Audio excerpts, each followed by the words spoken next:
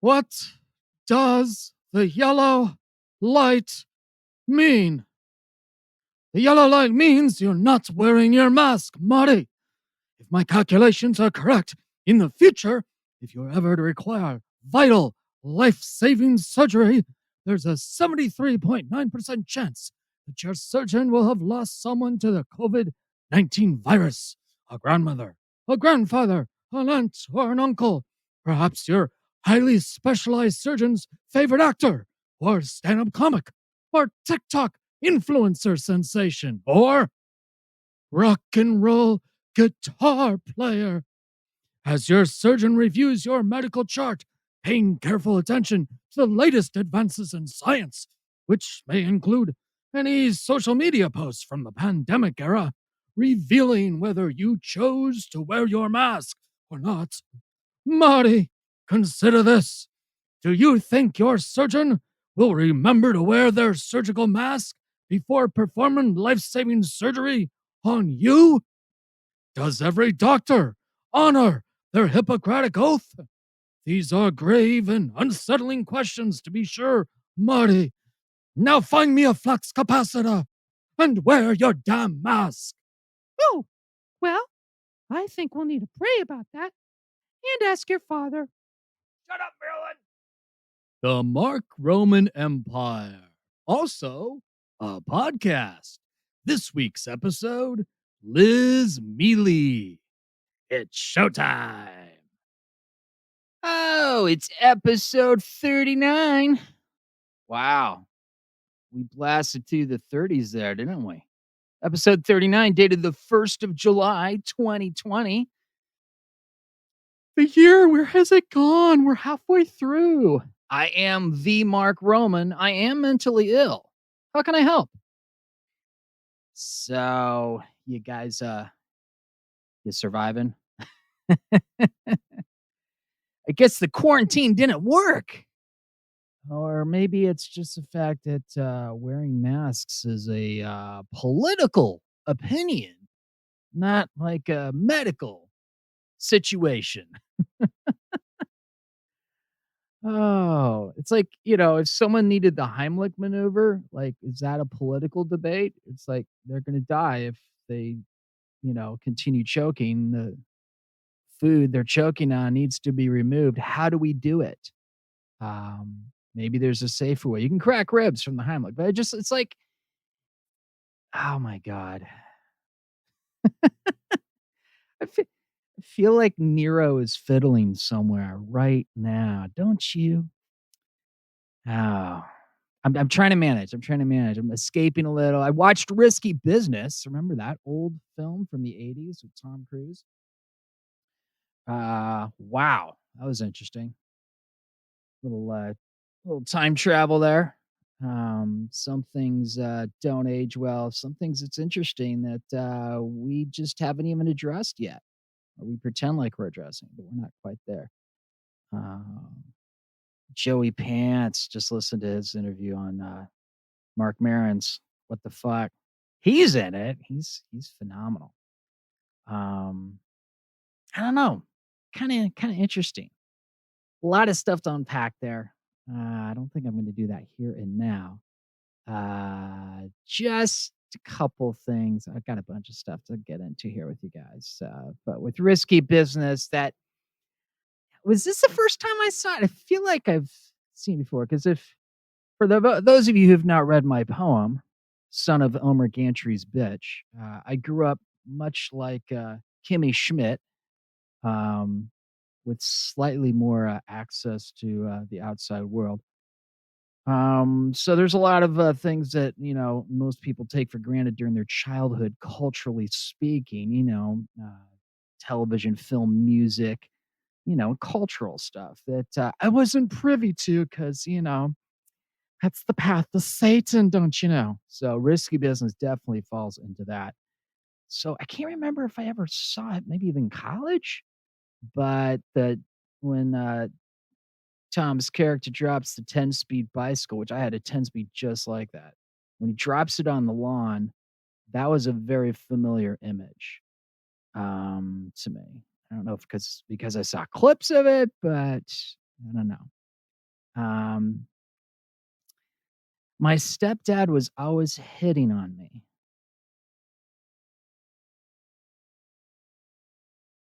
Yeah, when I heard that last night in Risky Business, it just kinda hung in the air there for me too. What are we doing about that? So right now, there's some, uh, on top of all the other horrific stuff, just the amount of abuse that's going on right now during the, quarantine, and now we'll be going back into more quarantine. Um, what are we doing about that? Not a whole hell of a lot. So before we get high and mighty about anything in the film Risky Business, just ask yourself, what are we doing about uh, anyone who right now says, yeah, my stepdad's always hitting on me and I'm stuck? How are we helping? I don't know. Just a thought, just a question. Not to get too deeper serious. By the way, guys, yes, I noticed and I haven't addressed it, so I'm going to address it now. Let you know. I get it. There have been no Connor caveats the last few episodes. No checking in with my Aunt Susan or my Aunt Ellen. It's not to say we won't go back to that. We might even have, a standalone episode, or I can do a deep dive with one of those three family members. But just it's the times we're in. I don't know. I'm rejiggering a number of things here, including how the format of the podcast, you might have noticed a little bit, sort of, kind of. I'm just, it's good stuff. I do want to get back with them, Connor and the ants, but ain't gonna be on this episode, and it may not be in the near future. But just, I want to let you know I'm aware. Okay, I see what you see. Carl Reiner passed, which wasn't tragic. I mean, he was 98 years old, but it's a great moment for reflection. I just started listening to um, Mark Maron's interview from 2013, which reminded me of when I first heard that episode back in 2019. I'm sorry, 2013, which is literally, it was the first few years I was here in LA. I might have been about to scoot off to Vegas for a couple years, but it's interesting to revisit something and then how it, may bring back memories of when you first watched it, you first listened to it, you first experienced it. I've got on deck, Larry Wilmore's got an episode of his podcast called Remembering Comedic Legend Carl Reiner. It's always uh, good to check in with Larry. I dig his podcast. As I dig a lot of podcasts. Let's face it, guys. I'm a podcast junkie, but for me, I mean, there's all the obvious stuff. I mean, Carl Reiner is like, he's just this iconic legend. He's the guy behind Dick Van Dyke, and that led to Mary Tyler Moore.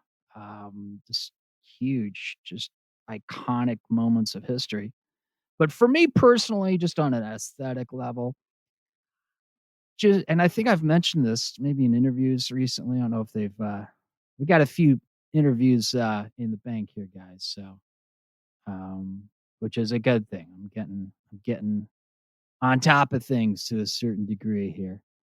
But I remember mentioning just the way Carl Reiner said Daniel to in Ocean's 11 to our guy George Clooney's character.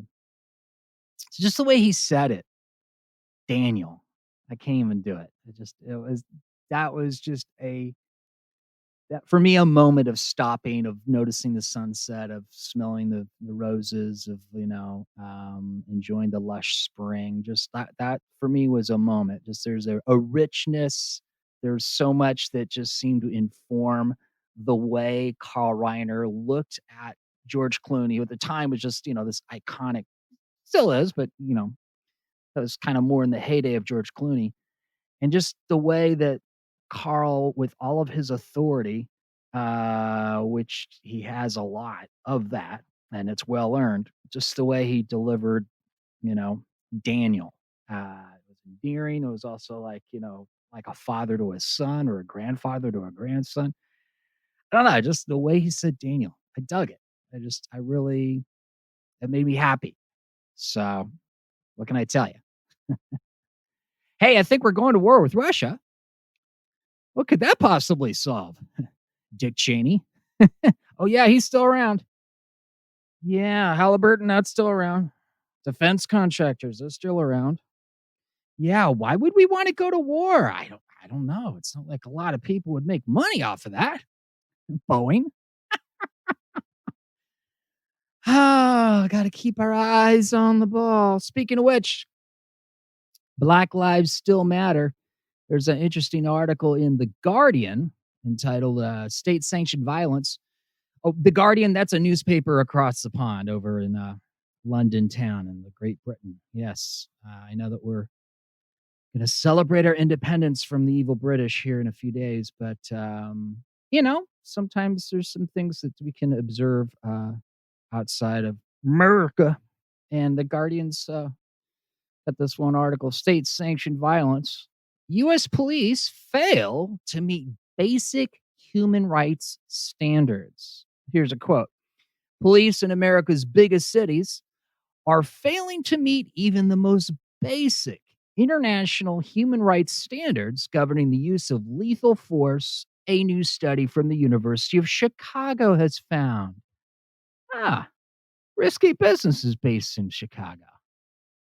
At least it's set in Chicago. Let's put it that way. Call back.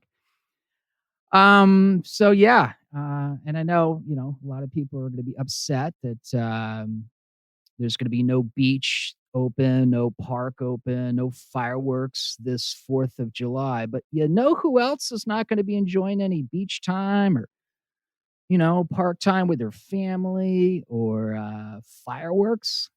Breonna Taylor. Did you forget? Yeah, she was the EMS worker. Yeah, first responder, essential worker, like a critical person we kind of need during the pandemic. She was resting up for her next shift in her home. And that's when the police broke down her door. They had the wrong place. And apparently their no-knock warrant was illegal. Yeah. Talk to the Washington Post. They cited the info on that. But what's going on? I think someone lost their job surrounding that whole fiasco. But who's been arrested? Seriously. Breonna Taylor, essential worker, first responder, literally resting in her own home, was murdered by the police. Nobody's been arrested. Just thought you should know. Just, speaking of stuff you should know, wear your damn mask. Yeah. I'll put it a little more politely here. As Akilah Hughes put it on Twitter, she's at Akilah. Obviously, if you're not already tuned in to her, I've been like going through these droughts of Akilah because she's one half of the Pod Save America crew. They got this podcast called, what is it called? What a Day. So she's my favorite half of What a Day. So like I enjoy that in my string of podcasts I listen to while I make breakfast in the morning. What kind of breakfast do you make, Mark? Thanks for asking. Well, it's a little scrambled egg. We get some sauteed onions, sauteed garlic. We throw some half a avocado on top, some diced tomatoes on top. Am I missing anything? Sometimes I grill some peppers and throw those in there, among other stuff. So yeah, and while I'm doing that, I'm listening to my podcast. One of them is Akilah Hughes, and I missed her because she took a week off a few weeks ago. Then she was back on last week, but this week the entire podcast is off because I guess it's the 4th of July coming up. I know you need your rest, Akilah, but I miss you, Akilah. Come back, hurry back. We need you. And this is what she said: if you want your kids to go back to school this fall, wear a mask. If you won't listen to me, listen to Akilah Hughes, okay? So I guess it's kind of official now. Governor shut down. My governor. I'm in California. I know where you're at, but I'm in California. So Gavin Newsom Yeah, that's his real first name, Gavin. He shut down the bars on Sunday, and it looks like today he just shut down restaurants and something else. I mean, it's like we're heading back into, our shelter in place round two, because the first round we really didn't do it. And, that's having some economic impacts. One might say the second Great Depression could very well be around the corner.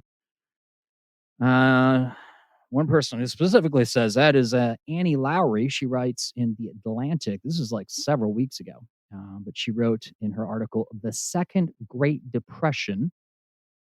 At this fraught moment, no one knows enough about consumer sentiment and government ordinances and business failures and stimulus packages and the spread of the disease to make solid predictions about the future."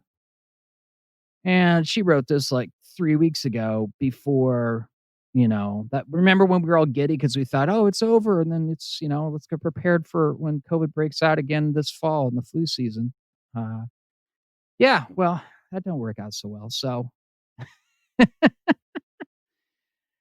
I guess I've accepted the fact that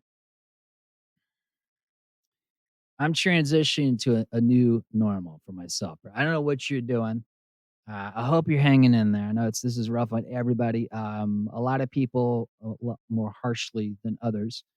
Um, there's folks that African Americans are a lot more likely to get sick and die from COVID than 6 foot tall white dudes like me. So there's that.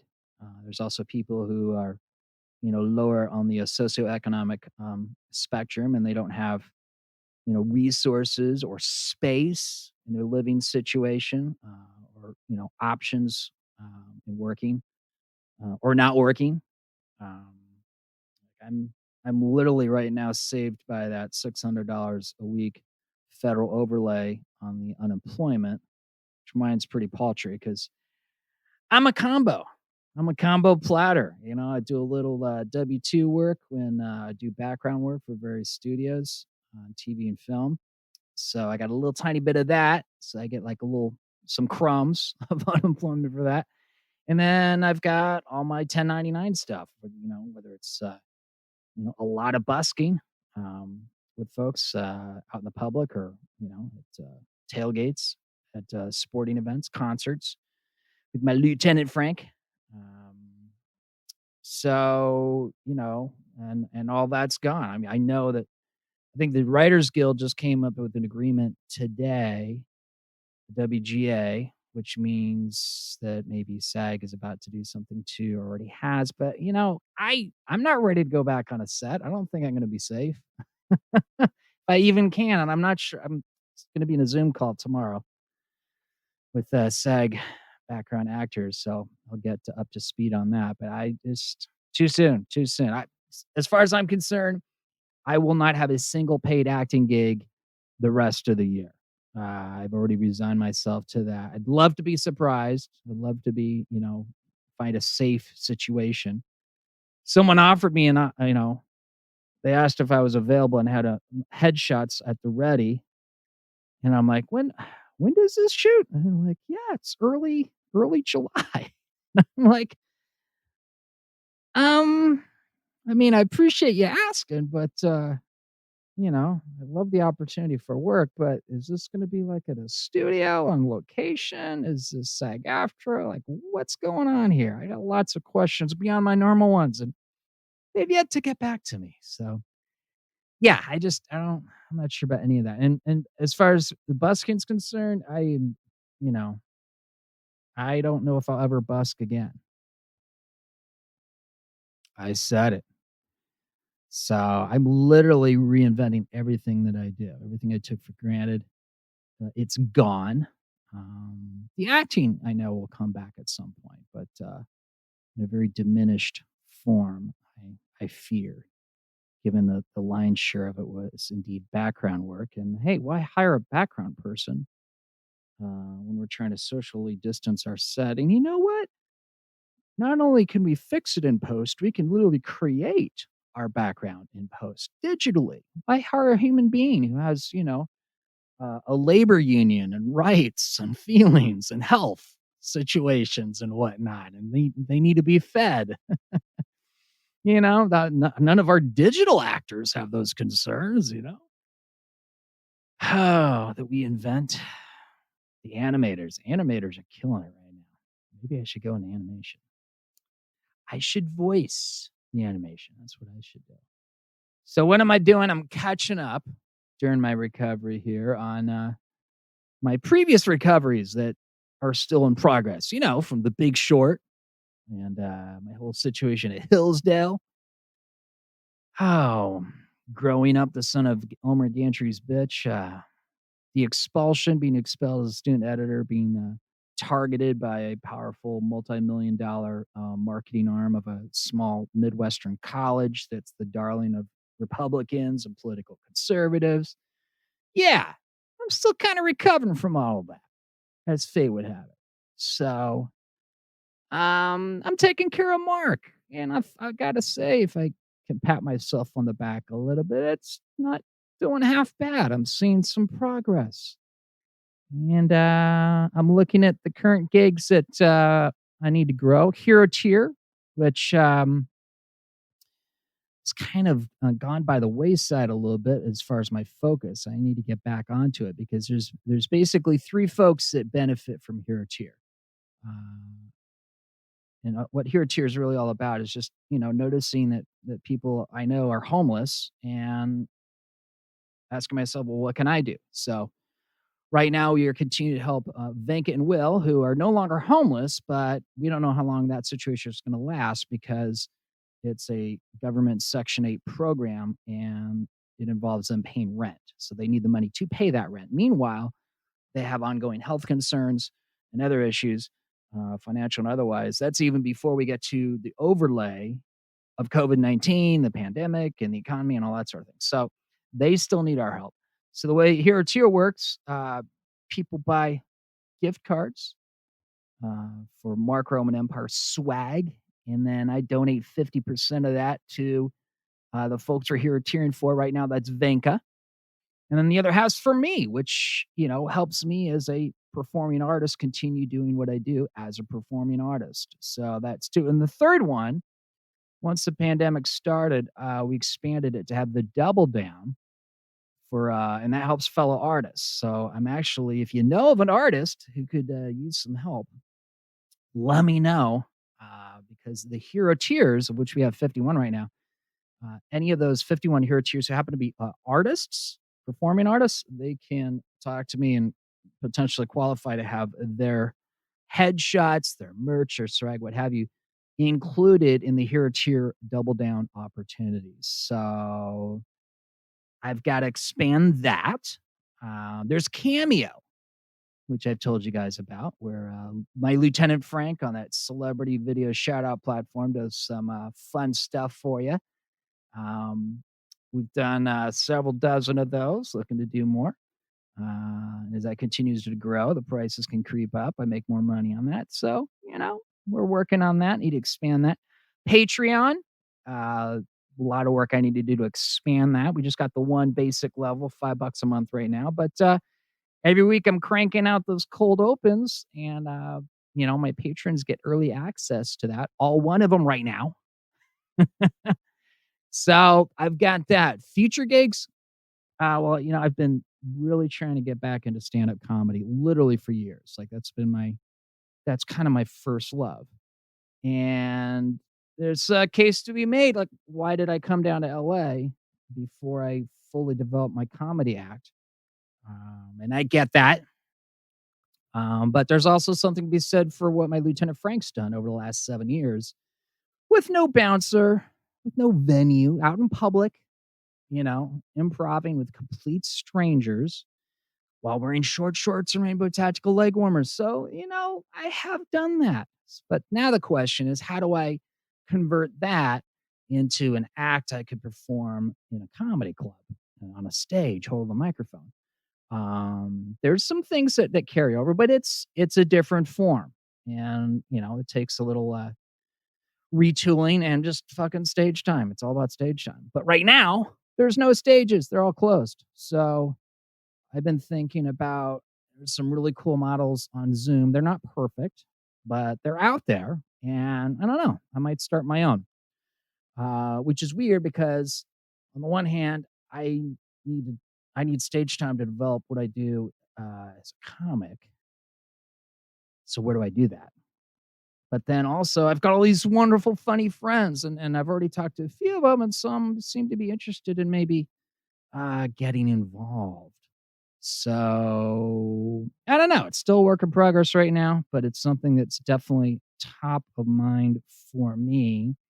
Hey, if you're listening right now and you got ideas about that, about what you like to see as a listener or a watcher, an audience member, quarantining in your home, eating your chicken noodle soup or whatever, not shaving, not showering, thinking, how do I endure this?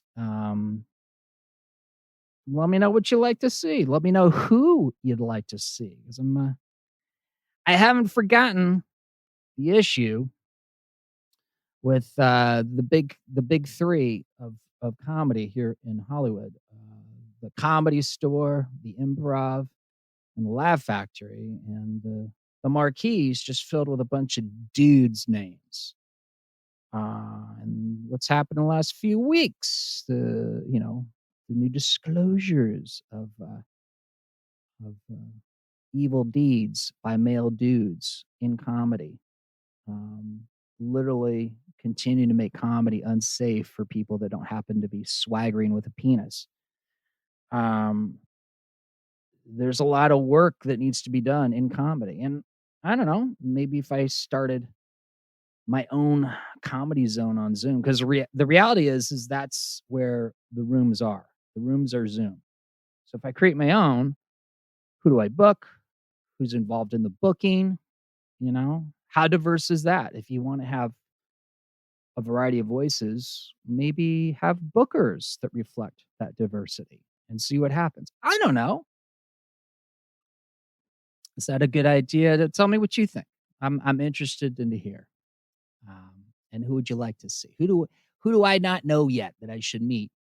Because I'm not in the clubs. I haven't been in the clubs, but now I can't even be in the clubs. So if you know someone and you think they're funny, and they don't happen to be a 6 foot tall white dude like me, or a 5'2" white dude like me, outside of the height, let me know. Give me a shout. So we'll see. We'll see. That's a work in progress. Work in progress. Oh my God. New York City comedian Liz Miele. She's on the pod today. Yeah, she's verified on Twitter, but she doesn't even follow me. No. And yet she was very kind and gracious when I reached out. She agreed to an interview. So grateful to Liz for that, because she is an amazing talent. And I'm kind of shocked and amazed that she's not already a household name. But I tell you, a few of her specials delivered me some very much needed comic relief in the last week or so, including her most recent one, Self Help Me, which is out now on YouTube. More about Liz in a minute. Hey, mental health is not an awareness thing for 1 month out of the year. Now, I personally struggle with PTSDs, depression, and I have a history of suicide ideation. I don't know what's messing with your head, but I just want you to know you are not alone. Help is always available. You can get immediate support 24/7. You can reach out to the crisis text line by texting SEIZE, that's SEIZE, to 741-741. Or if you want to do an old school phone call, you can do that too. Call the National Suicide Prevention Lifeline at 800-273-8255. I'm probably on your cell phone. That's going to be fine. But if you're on a landline, then I guess you got to do 1-800-273-8255. It's free, and everything you tell them is confidential unless it's essential to contact emergency services to keep you or a friend safe. Now, there are other resources. There might be more specific and helpful to you. I'm just sharing with you what's worked for me in my experience. I've called that exact hotline I'm sharing with you more than once. And whether it's COVID-19, money stress, sexual harassment, racism, or something else, it's okay to ask for help. Someone wants to listen. Call 1-800-273-8255. Well, thank you, all my global listeners. I see you, Arvada, Colorado. Am I pronouncing that right? Arvada? I see you, Melbourne, Australia. Mountain View, California. Oh, it's in Silicon Valley. Yeah. West Terre Haute, Indiana. Yes. The Midwest listens to me. Thanks, West Terre Haute, Indiana. And Aylesbury. Did I mention this one last week? I'm not sure. Aylesbury, UK. Thanks for listening. They're listening across the pond. How crazy is that? And on the other side of the world, wherever you're listening, you can listen to the podcast on many platforms. And when you do, don't forget to rate and review us. Whichever one you're using, rate and review us. And for all your listening choices, to find them, go to markromanempire.com. Click listen. Hey, you got questions? I got answers. I mean, they may not be good answers, but that never stopped Dr. Phil, did it? Now, there's no questions apparently this week, and that's okay. Maybe next week, just email your questions to me at romanpodmail@gmail.com, and I might answer them on the podcast. romanpodmail@gmail.com. Now, if you'd like more podcasts, support it. I'm talking about my podcast here, okay? Instead of pleasing advertisers, I just rather be me, Little Sam here. I gotta be me. That's me, okay? If you dig what I do, there's a few ways to support me. There's the tip jar. Yeah. Your Venmo digital, okay? Not physical, social distance, all right? You can do your Venmo, Cash App, or even PayPal. They all make a big difference. MarkRomanEmpire.com, click tip jar, even if it's $1, It's the first of the month. Maybe you got a paycheck, what have you. I know if you working in tech or you're in law enforcement or security, you got a job, you're getting a regular paycheck. So throw me $1. It's only $1 or more, And on SoundCloud, there's a link to my Venmo there as well. Look for the blue support Mark Roman Empire button. I mentioned Cameo. Yeah, with Lieutenant Frank, my Lieutenant Frank. See, 7 years ago, my Lieutenant Frank took a page from Reno 911, added a Barbie walkie and rainbow tactical leg warmers, and started walking tall in his own way. Now you can put words in Lieutenant Frank's mouth. Lieutenant Frank has done 43 personalized short videos on the celebrity shout-out platform Cameo. Have Lieutenant Frank roast your friends. Surprise that person. The one for whom you can never find just the right gift. They're so hard to please. Maybe deliver a unique happy birthday message. Celebrate the 4th of July, Independence Day, your way, or whatever. Have some fun with it. It's a fun and safe way during the pandemic to make someone smile. Smiles and laughter. Who couldn't use more of that now? It's only $10, so hurry and get a few cameos from Lieutenant Frank before the price increases. Cameo.com/Vegas 90210. Is that like the Tory spelling vehicle? Yeah, actually it is. Thanks for asking. Hero tier. I coined the word, and it's my cause. Are you a hero tier? We've been helping house Venka and Will since December 2019. We've been helping creatives since St. Patrick's Eve 2020. Venka and Will do now have a home, but we want to help them keep it. They've been using food banks. They do need cash for gas, medicines, hospital bills, as well as desperately needed car repairs. Oh, and rent. Yes. So they get a little bit of support, but it's from the government, but it's not enough to cover all of that. Hero Tier will continue to help them keep their new home and recover from their traumas. Venka will tell us when she is back on her feet. When she is, there's certainly quite a few new people, at least here in LA, who need a home. Hero Tiers end homelessness one human at a time. And only Hero Tiers can win cool prizes in the weekly Cards for Hero Tiers game. On our YouTube channel, you find it, Mark Roman Empire on YouTube. We played Cards for Hero Tier 16 this past Monday, and Hero Tier number 31, known as Hero Tier Sliced D, they won an autographed Mark Roman photo. Yes, next week's Cards for Hero Tiers prize is a surprise prize. And we also tease the next episode of the podcast. So watch for Cards for Hero Tier 17 on Monday, Mark Roman Empire on YouTube. You can follow Hero Tier on Instagram at Hero Tiergram. We do need 3,000 to ensure housing security for Venka, Will, and their puppy Andy. So far, we found 51 Hero Tiers since just December. Who's next? Leave no human outside. Whether you need help or you can offer help, or maybe you're just curious, visit herotier.org to discover more. Liz Miele. At age 14, Dave Chappelle started performing stand-up comedy. At the same tender age of 14, Liz Miele was writing jokes. She waited until 16 to start performing stand-up in New York City. 2 more years later, at 18, she was profiled in the New Yorker magazine. And then just 4 years later, at 22, she appeared on Comedy Central's Live at Gotham. Her joke, Feminist Sex Positions, went viral both on YouTube and Upworthy.com. You've seen her on Comedy Central's This Week at the Comedy Cellar. Maybe you heard her on NPR's Wait, Don't Tell Me. Maybe you saw her on Hulu's Coming to the Stage or Access TV's Gotham Comedy Live.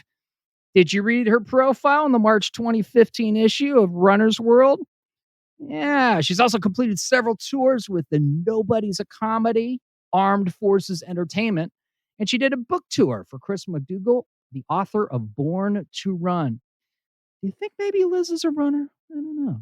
She wrote and produced season 1 of her animated web series, Damaged, voiced by great comics, including Maz Jobrani. She co-produced and co-starred in 40 episodes of a web series called Apartment C3 with fellow comic Carmen Lynch and fashion photographer Chris Vangsawat. I really hope I said your name correctly, Chris. If not, lo siento, 1,000 pardons. Forgive me. Liz's debut comedy album, Emotionally Exhausting, is on iTunes and Amazon. Her latest special, Self-Help Me, is out now on YouTube. I've watched both. Oh my God. Fucking hilarious. You got to see it. You got to see it. She's got a new weekly podcast now called Two Non-Doctors. And you know what? Let's just do it. This is my brand spanking new interview with Liz. We literally just did it a couple of days ago, Monday this week. The timing is really good. This is me talking with Liz Miele. But hey, real quick, did you like the cold open with Doc from Back to the Future? Hey, my patrons got to listen to it early. It's one of the perks for being my Patreon patrons. That's right. Mark Roman Empire is on Patreon. The citizen patron level is only $5 a month, less than the cost of that mask. You know, the one that you bought but don't seem to wear, or you're like wearing it on your nose only, but your mouth's still breathing, or you're wearing it on your mouth, your nose is still shooting snot out and whatnot. Gotta wear your mask. But I mean, hey, if you can afford $5 for a mask you don't use, you can afford $5 to be a Patreon patron of mine. And citizen patrons pay it only once a month. Other levels are coming soon. I'm getting to it. Learn more at patreon.com/Mark Roman Empire. Liz Miele. Hi. We're doing it. This is awesome. I follow you on Twitter. You want to? I have this thing because there's these verifieds on Twitter that follow me for unknown reasons. Because I barely have a 4-figure follower count on Yeah. Twitter, and yet I've got like I don't know, names are escaping me right now. Eddie James Olmos. Why is he following me? Because that one time I did background and I was trying to charge my phone and the PA was like, no, you could totally, no one's in that trailer. It'll be fine. I'm like, okay. I come back to retrieve my phone. I open the door. Boom. Eddie James almost in the flesh is looking right down at me. Yeah. Saying, You're like, I just need my phone. can I help you? And I'm like, ugh. So like exactly the amount of time it takes for me to grab my cord on my phone and just fuck off because I don't want that to be how Eddie James almost meets me. You know what I mean? I'm like, forgettable. How can I be forgettable as quick as possible? But yeah, no. So I follow you on Instagram and Twitter, but you don't follow me back on Twitter like Tom Cruise. I'm not saying that's a bad thing. I'm Okay, so is this what this podcast is? This is a shaming. This is an hour-long shaming. Actually, no, this is an intervention because those listening who can't see, we're doing a little video chat, so it seems like we're actually doing this in person and not like in different time zones. But Liz, just before we started recording, was telling me the story of this enormous collection. It's not enormous. Don't make me into like a super dork. Well, I got to tell you, because I'm about to bring a bunch of your friends and family in. They're going to yeah. in a second. Liz, this is an intervention. The plastic lunch boxes. I love junk. It's a problem. We love you. We're just trying to help you. You know, they thought I'd be a good way to facilitate it because you're like, who's this unknown guy who barely has any followers? Yeah. And he's just like, me on his podcast. It's like, I watched a YouTube video about interventions. She'll never suspect it. Yeah. So you got lunch boxes. Also, tell us the story about the lunch boxes. I like junk and I like boxes. I mean, there's nothing really much to it. I've always loved like little lunch boxes. I have the one from childhood, which is an Aladdin one, and I've always loved going to flea markets. I've been going to them since I was like 14. It's actually how I learned to drive. So my dad, no kidding. He would pick me up from sleepovers. He did this in general. I would like sleep over a friend's house when I was like 14, 15 years old. And he would pick me up. I'm glad you clarified where the sleepover was because fans of yours know that, I still have sleepovers as an adult. I mean, I feel like I'm in a veterinarians, right? Yeah. But my dad would pick me up. So it wasn't at the clinic. It was at a friend's house. That's what a sleepover was. I'm at a friend's house. So he would pick me up at 6 a.m. on like a Sunday after I've exactly. So to start my day, my dad was always that kind of person. But when I was 16 years old, he would pick me up early and I would be so angry that he was picking me up early. And he'd be like, we're going to practice how to drive. And what he would do is he would take me down these like back roads, or I would be driving down these back roads. And he knew my favorite flea market in New Jersey was called the Golden Nugget. And it just had tables and tables and tables of crap. Like the casino? I guess so. I'm not a casino called the Golden Nugget. It's more like downscale Reno than, upscale. Yeah, I feel like mine Bellagio, as a flea market, it applies better because you really would find like these like legit gems of crap. No, seriously. So I got some cool jewelry and there was handmade stuff too, and that's what I like too. I love like artists making handmade stuff, but I love repurposing crap. I love glue. I love gluing things to other things, and I love boxes. Even me and my sister joke about it. My little sister is very similar. Excuse me. We'll get a box that we love, and my sister would be like, "You don't need that. Why'd you buy that?" And I was like, "I don't know." And she's like, "What are you going to put in it?" And I go, "My hopes and dreams." And so we just have this joke that we would write a note that says hopes and dreams. So I'll buy her a present that's like this gorgeous box, and inside it will say hopes and dreams. So you have something to put in it. But yeah, there's nothing in these lunch boxes except my hopes and dreams. I just like them. Right. I see them as 3D art. That's really what I see them as. They are, from my vantage point here, over Facebook Messenger and a few time zones, it looks cool. Yeah, it's like I dig it. There's a lot of colors going on. Thank you. I like to think it's like it draws attention, it draws nostalgia into your heart, and you just feel like a warm fuzzy feeling whether entering my room or we're talking over Zoom, and everybody's just much calmer. I'm just it's a calming presence. This is something that I find most comics, well, they don't all have an awareness, but they have an opportunity to be aware. Y- Comics are kind of damaged people. Would you agree with that statement? Yeah, but damage doesn't mean like you can be damaged and repair in the process of repairing. Exactly. Like the people that grow up and have this like glorious life, unless you're Robin Williams.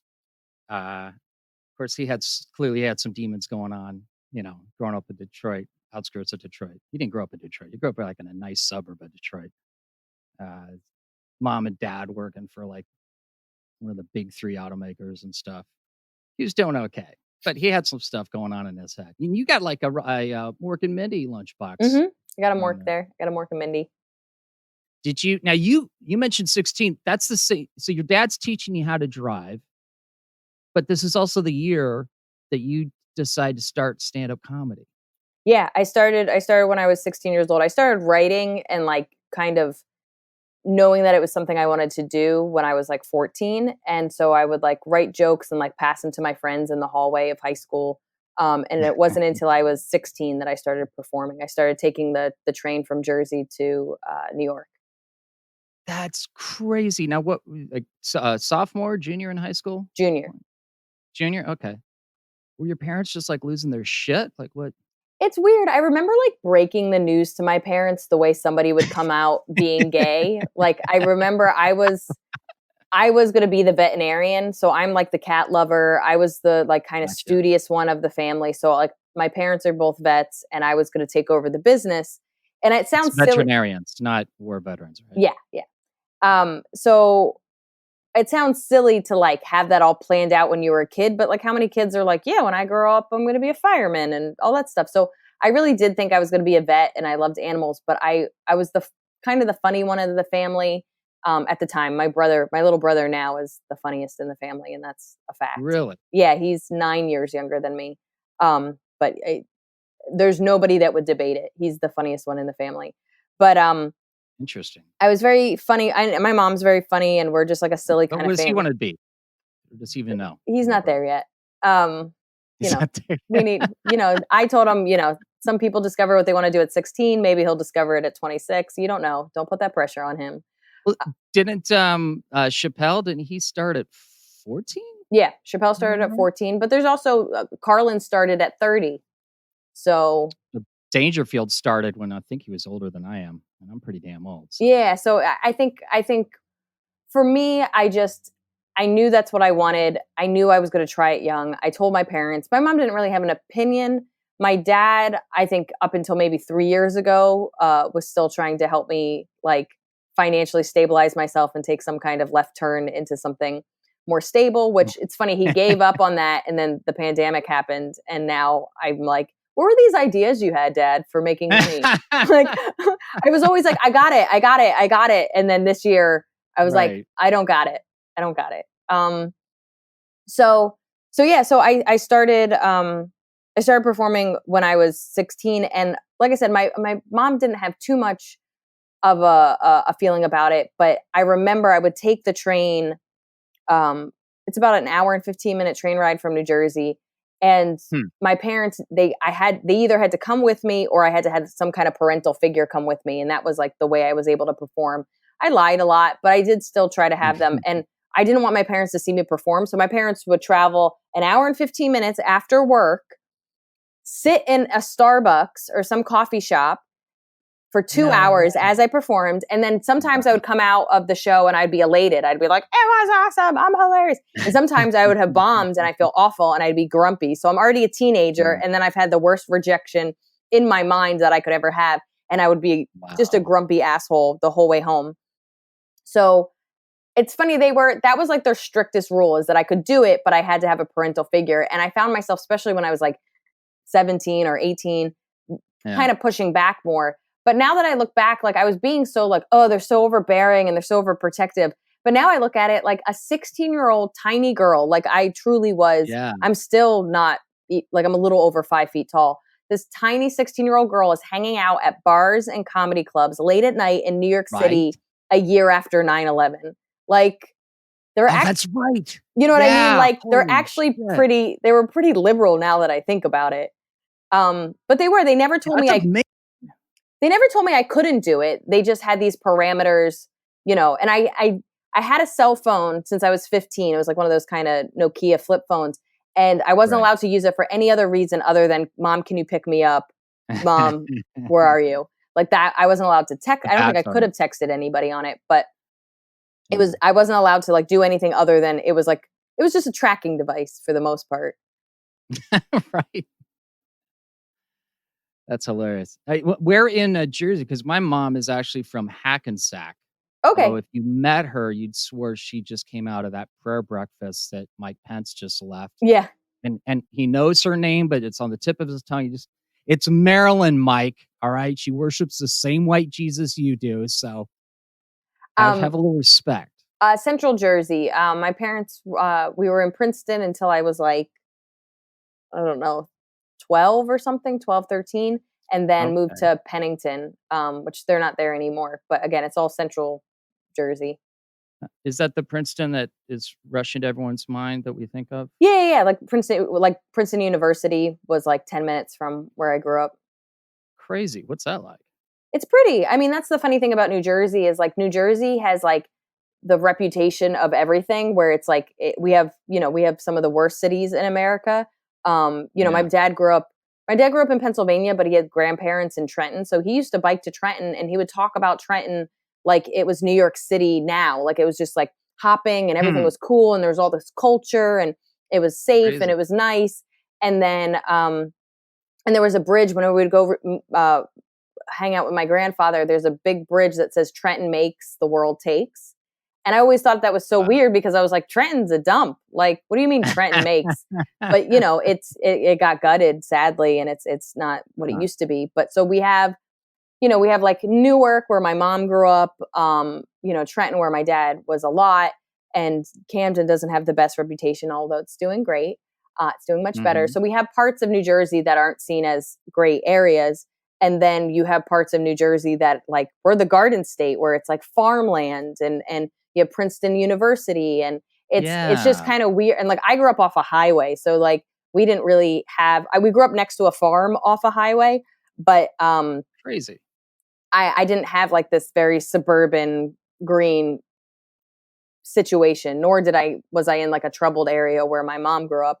So it's weird. Like it was fine.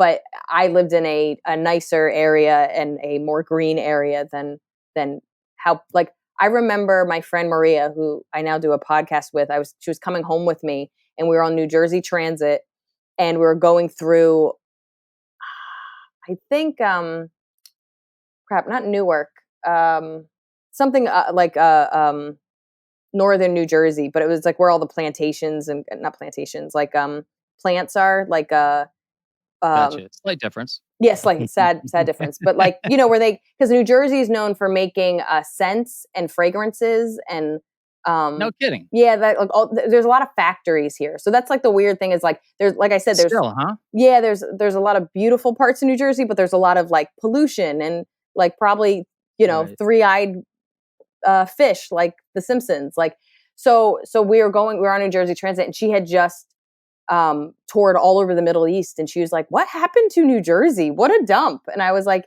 yeah, you're not wrong. Like there are some really bad parts of New Jersey, but that is like the New York pastime. It's like the hacky thing to do is to just shit all over New Jersey, right? Yeah. And I don't think there's anything wrong with that. I think, we're not New York. We are obnoxious in ways that we don't deserve. No, but the only thing that I get defensive about is people, I'll say where I'm from. I'll say I'm from like the Princeton area and they'll be like, oh, Southern New Jersey. And I'll say, go fuck yourself. It's Central New Jersey. Like if you look on a map, we're in the hips. Right. We're exactly in the middle. And people are like, that's not a real place. And I go, it is a place because I fucking grew up there. The hips? The hips of New Jersey. Is that a thing? Yeah. It is a thing because I'm from there and I'm telling it to you. Now, I believe you. I've never experienced that. Like I got stuck in Michigan for a decade and they always like hold up their yeah. And I'm from California. I'm like, well, what the fuck am I supposed to do? Hold my leg up and Yeah, say, yeah, take out yeah. my kneecap at the San Francisco Bay Area. And you get close to my groin. That's Mexico. What does that mean? I don't know. Like, Yeah. it's weird. So that's just, okay. So yeah, because Jersey kind of looks like a torso, right? Yeah. Sort of. Yeah. We're like in the Without limbs? little belt. We're in a little belt. A little bit. Okay. I've learned a couple things here. That's awesome. Well, I remember. Go ahead. I was gonna say something somebody said to me in California that I didn't even realize. I was on stage. I said something about New Jersey, and then a guy goes, "Oh, are you Philly Jersey or New York Jersey?" And I was like, "Oh, I've never heard it that way because we don't really identify as our own thing." I was like, "Oh, I'm Philly Jersey." Right.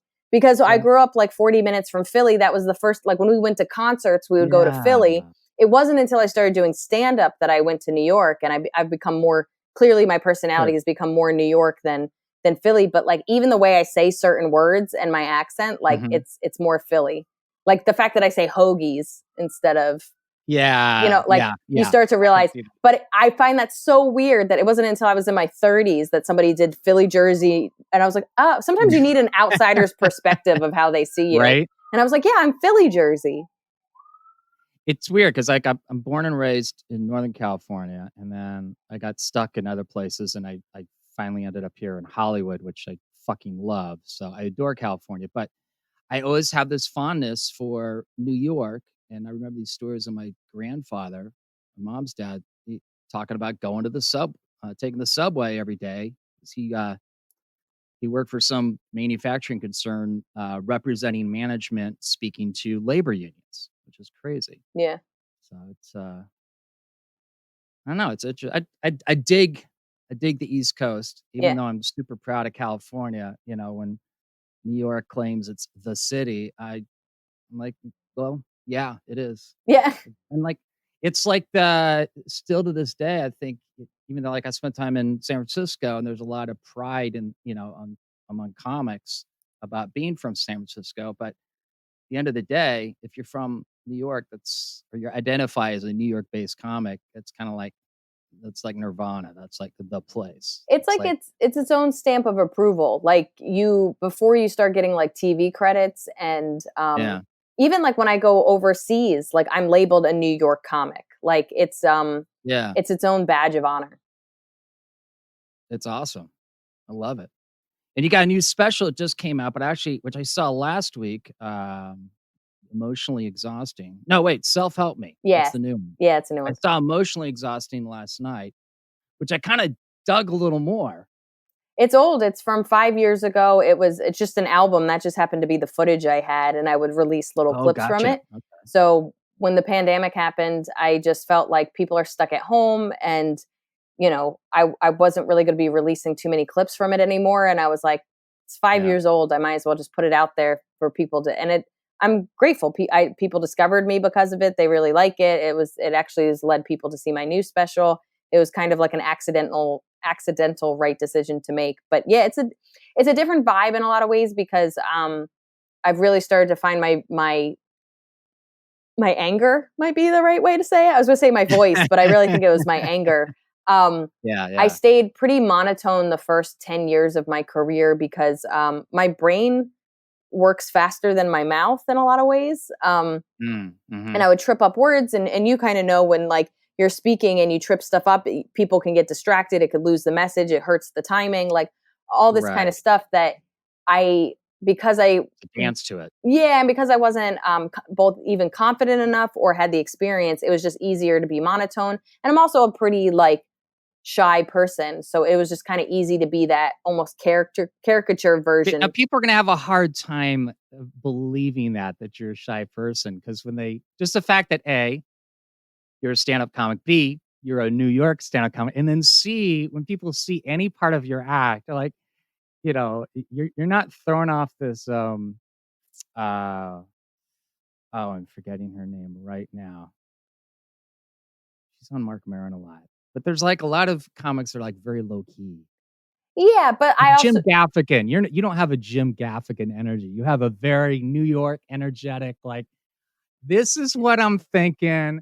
And if you can't deal, you know what? You can go fuck yourself. Like, you do it a little politely, but it's like, you can go fuck. Like, it's very confident, very secure, very like, I have very specific opinions. They're very well, pruned down to their essence. Boom, deal. Like that's the mojo, which I love. Adore your comedy. Thank you. But I also think there's a But you're difference. shy. Like, well, it's like, who are you around your friends as who you are compared to maybe like people you work with or somebody you just met. So I would say the more me version of myself on stage or around my friends is different than, I'm in a situation where I don't feel like I could be myself, or people are a little more professional and I'm a little more rough around the edges. So I think I'm not somebody that needs to be the center of attention all the time. I just need to be the center of attention when it's my time, if that makes sense. When you're holding a microphone. Yeah. Yeah. The people are here to see me. I know how to kind of turn it on. And then also I'm hot-headed. So it's like, I'm shy. Somebody fucking wrongs me and I'm just like, and it's like almost like a demon comes out. So you can go to 0 to 60 in a nanosecond. Yeah. When needed. I brought my friend Maria up before, but I do this podcast with her and we've kind of joked about the fact that Maria Bamford, that's whose name I was trying to think of. Yeah. A different Maria. Opposite of a Maria Bamford. Yeah. Energy. She's like a very let's hold some stuffed animals. Yeah. I've met her a few times. She is actually very much that person. She's very sweet. Right. I am not sweet. So she's brilliant. She's fun. She's a great comedian. But that's like a totally different mojo. Yeah. And I think who she is off stage is very similar to who she is on stage. And I would say the same, again, for me, it's just that in certain environments, I'm not always on, which I like. I think you get burned out as a person, or people don't get to really know you as a person if you're always on all the time. But my friend Maria Shahada, like, she knows me so well to the point where like, I'll be like, this shy kind person where I'll be like, oh, no, thank you. No, like somebody, like I remember this so clearly. Somebody was trying to sell us something on the street. And we were talking to each other because we had to split up and we only had one set of keys for her apartment. And I needed to coordinate with her after I did my show where I was going to meet her, blah, blah, blah. So we're standing on a street corner in London. We're trying to talk. And this guy's trying to like sell us like a paper or something. And I was like, oh, no, thank you. And I go back to talking to Maria and he keeps going for it. And I was like, oh, no, thank you. And he keeps going for it. And finally I was like, would you fuck off? Like, what the fuck? And like, it's so funny because like Maria's used to it. This poor kid was like, oh, but it's also like, why are you badgering me? Like, but that's what I'm like. So it's like, I'm kind. I will murder your family is usually how I work. That said, you guys need to check out, I think it's in your, it's in your new special. You guys need to check it out because Liz has a kind thing to say about some people in London specifically. Degree of authority. So, go check it out because it's a cool, fun bit. It's funny. But Liz doesn't shit all over London. Although I'm very nice to London. They've been good to me. I'll be good back to them. Yeah, you've like traveled all over, and I think I mistakenly told someone that you did USO stuff. It's a different thing, right? No, I've done it. USO? Okay. No, yeah, not all my traveling has been via USO and armed forces, and there's another. There's like a couple different organizations. Yeah, there's one that starts with a W that I've done stuff with too. I can't think of what they are, but so I would say I've been to 30 countries. I would say about 8 of them have been because of like USO tours. So I did the Middle East, like I did Jordan, Egypt, Turkey, Italy, Cuba. There's more. Oh, Kuwait. Wow. And then so your passport looks like a Jim Carrey painting, is what you're saying. Well, it's crazy because like you wouldn't think you would go through the pages, but like I went through the pages so much that I didn't have enough room on them anymore, but I still had 5 more years to go, which they don't give a shit. Wow. And they used to do this thing where you could get an extension for your passport, but like 2 or 3 years ago, they stopped doing it. So I had to get a whole new passport, but you asked them for extra pages. And of course I did that 6 months ago, and now it's like a useless document. Like I just have this useless blank document.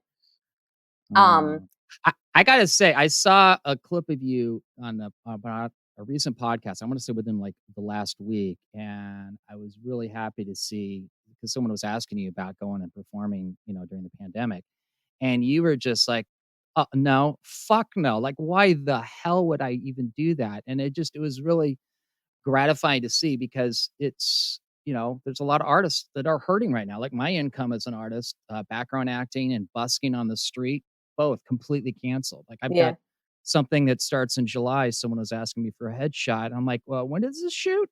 They're like, July 6th. And I'm like, so is this SAG after A and B? Like, is this in a studio? Is this on location? And I'm still waiting to hear back, but it's like, Yeah, and like way too soon. Way too, like, I think SAG doesn't even let us really even perform yet. And there's like these fake documents going around I'm hearing in LA with theater groups that are saying they're trying to get actors to waive their rights. They're saying to, normal pay because of the pandemic, and somehow they're I'm sorry, justifying if them you're not to going to provide them. health insurance, like, with SAG Right. after you have to be making X, you don't even get it guaranteed every year. You have to make X amount of dollars to be This on is their health true. insurance. So it's like, if this is not a True. like part of a union where I am protected at all times, no matter my worth as a actor, comedian, whatever, go fuck yourself. It's like that kind of stuff always makes me so Yeah. angry, which is like, we'll protect you to this little barrier. I get so frustrated with that stuff. I also don't want to be a typhoid Mary. Like, I don't want to be this person that, things start opening up, but people aren't taking the precautions, whether it's the fact that it's not outside or that's not social distance or there's no mask regulations. And Well, they clearly haven't. They just shut down bars here in California by Good. governor's order last night. Good, Yeah. absolutely. But like for me, I might be safe because I'm 6 feet away and I'm, Right. maybe I won't do meet and greets or whatever, but all these other people aren't safe. And now all these other people are exposed just because they wanted a night out. And yes, I know it's their choice, but it's the same reason they closed down the beaches at the beginning of this, which is there's people Yeah. that don't care about other people. And there's people that seem to not understand the concept of this virus that are putting their lives at risk as well as other people's lives at risk. And so you have to kind of cut things off. And I'm not saying it's not going to be like this forever and we're going to have to take risks at some point, but it just feels like nothing is put in place to help with those risks. That what are we doing? Like, I just did my first outdoor show Saturday, so a couple of days ago. What was that like? This is the funniest part. I was so excited about it because I haven't performed in 3.5 months, live. I've done like Zoom shows and stuff. But I was genuinely so excited. I put on makeup for the first time in 3 months. I did my hair. I like put on real clothes. I had to look for my jewelry. I'm one of those people that loves wearing jewelry, and I couldn't find it because I haven't. Okay. And I thought my earring holes might have closed up. So It's been that long. yeah, it truly had. That's like one of my favorite accessories, and I was like, oh, I didn't even think about that.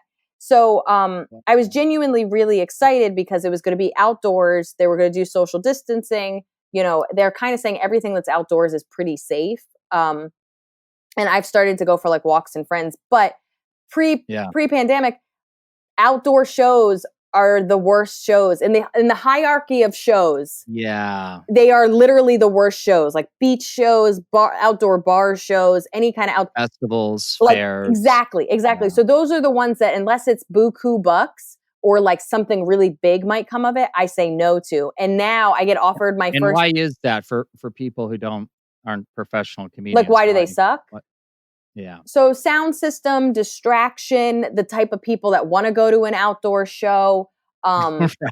There's all these different kind of variables that make them not and then also just the fact that we notoriously do shows in like basements and like small, low ceilings because it traps in the laughter. It helps like hit you in the face, but it helps with the group think, the connection. People are all packed in together. Like, we are the worst for the coronavirus because if you go to a comedy show, you're like sitting on top of people and a waitress is like throwing drinks at you and like everybody's like this. But that gives you that groupthink atmosphere. That gives you that kind of, the laughter's hitting you. It's like, it has its own toxicity even without alcohol involved. And it just makes it a great, fun environment for comedy. But when you go it's a out, shooting gallery, but in a good way. Yeah. But like when you have stand up outdoors, the laughter, it's almost the same way that why it's good for the coronavirus is, which is if you're spitting or whatever, it doesn't travel as far or it can't get to people as easily. Yeah.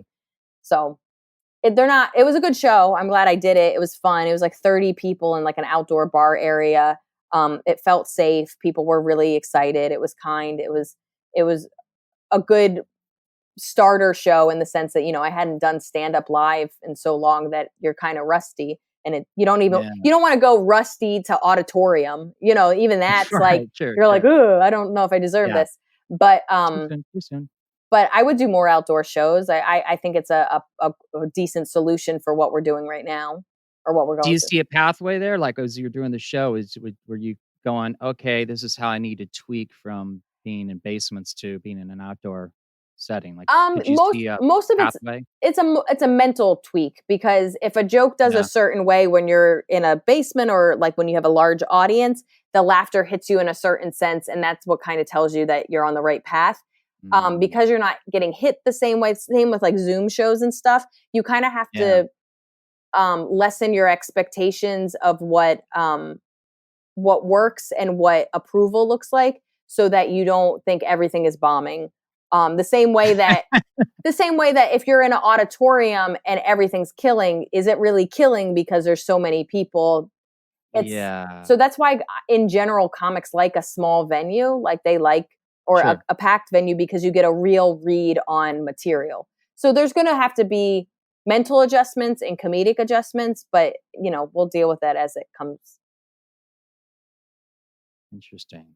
I'm glad you're able to get out, because it's like I'm chomping at the bit. I started in stand up, but then I got into acting. I came down here to Hollywood 10 years ago.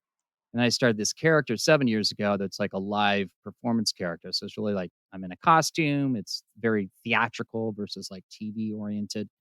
Uh, but it's heavy improv, just riffing off of strangers.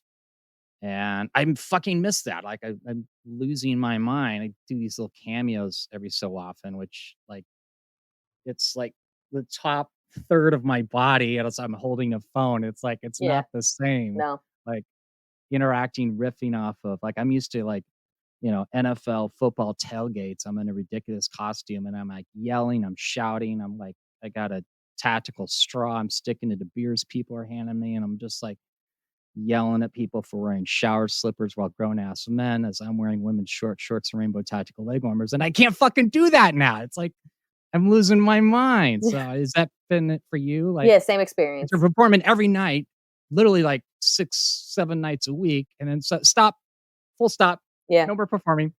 Yeah, no, it's been a really hard adjustment, and I think, well, I've worked really hard in therapy not to make comedy my identity. It's hard. But I was just gonna say that your entire adult life has been stand-up comedy. I've put everything into it. I've missed weddings, I've Yeah. missed birthday parties, I've missed baby showers, I've missed hanging out with friends, I've missed seeing people at big moments, because I was trying to get my career off the ground, and I was performing, and I was Yeah. trying to get better, and I was actually just starting to get to a place where I was comedically and financially in a place that I could make more choices conducive to what I wanted to do, and not just my career. Right. Only for that. That's really the full stop that hurts. It's not just Yeah. creatively full stop. It's like, oh, I was on a financial pathway where I could say no to gigs I didn't want to do, and I could Right. take time off, which I was never Right. doing, because if I wasn't performing, I wasn't making money, and I wasn't making enough money to Sure. really have a break.